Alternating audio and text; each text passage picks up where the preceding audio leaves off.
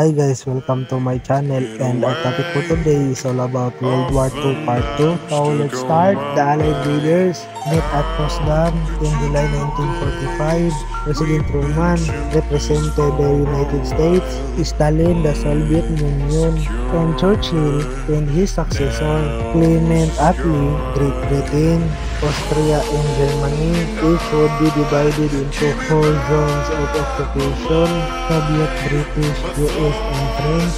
Vienna and Berlin, inside the Soviet zone, also would be divided into 4 zones. The Allies would help rebuild German industry and re-establish local governments.